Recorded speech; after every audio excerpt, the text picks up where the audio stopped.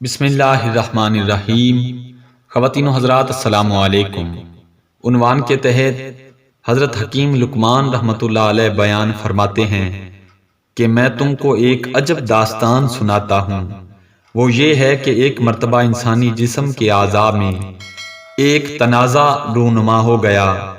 اس تنازع کی وجہ یہ بنی کہ ایک مرتبہ معدہ کا نظام بگڑ گیا تو دیگر اعضاء جسمانیہ نے بغاوت کر دی۔ وہ کہنے لگے کہ معدہ مفت خور ہے۔ تمام اعضاء اس سے بیگانگی کا اظہار کرنے لگے۔ سب نے کہا یہ ہمارے ساتھ زیادتی اور سراسر ناانصافی ہے کہ معدہ بس کھاتا رہتا ہے اور ہم سب کو کام کرنا پڑتا ہے۔ مزید انہوں نے شکایت کی کہ معدہ کاہلوں کی طرح پڑا رہتا ہے اور اس کو ہماری عزت و آبرو سے کچھ سروکار نہیں، کام کرنا اس کی دسترس میں ہی نہیں۔ لیکن جب کھانے کا معاملہ آئے یا تذکرہ چھڑے تو تمام کھانا اسی کو مل جاتا ہے اور کبھی کبھی اس کے زیادہ کھانے کی وجہ سے نقصان پھر ہمیں بھگتنا پڑتا ہے۔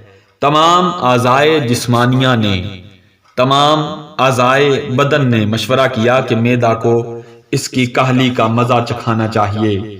اس لیے سب نے متفقہ طور پر فیصلہ کیا کہ ہم آج سے کوئی کام نہیں کریں گے اور معدہ کو بھوکا رکھیں گے۔ پاؤں نے کہا میں چلوں گا نہیں۔ ہاتھ نے کہا میں کسی چیز کے حصول کے لیے آگے نہیں بڑھوں گا۔ منہ نے کہا خدا کی قسم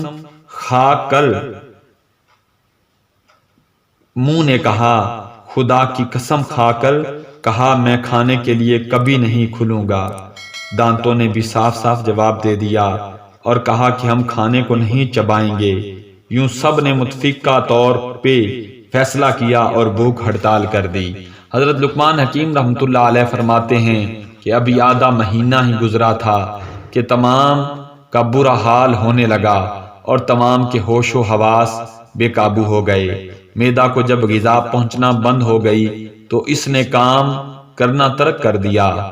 نتیجتاً تمام اعضاء بھی سست پڑتے گئے، بالآخر بھوک کی وجہ سے سوکھنے لگے۔ نوبت یہاں تک آ گئی کہ ہاتھوں کی طاقت زائل ہو گئی کہ وہ پکڑ سکتے، منہ کی طراوت و شادابی رخصت ہو گئی، تمام جسم ہڈیوں کا ڈھانچہ بن گیا۔ بالآخر جب ہمت و طاقت جواب دے گئی تو سب کو اپنا کیا وعدہ توڑنا پڑا۔ تمام اعضاء نے سمجھوتا کر لیا اور بلا عذر کام کرنا شروع کر دیا اور بدستور معدے کو خوراک پہنچنا شروع ہوئی اور آہستہ آہستہ سب کو تقویت نصیب ہونے لگی۔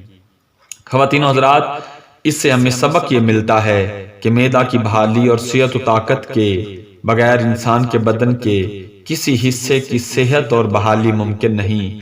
یہ لقمان حکیم رحمۃ اللہ علیہ کا مقصد تھا کہ ہم اہلکاروں کا یہ فرض ہے کہ ہم اگر سرکار کے خیر خواہ ہو جائیں تو خود آفات سے پناہ مل جائے گی۔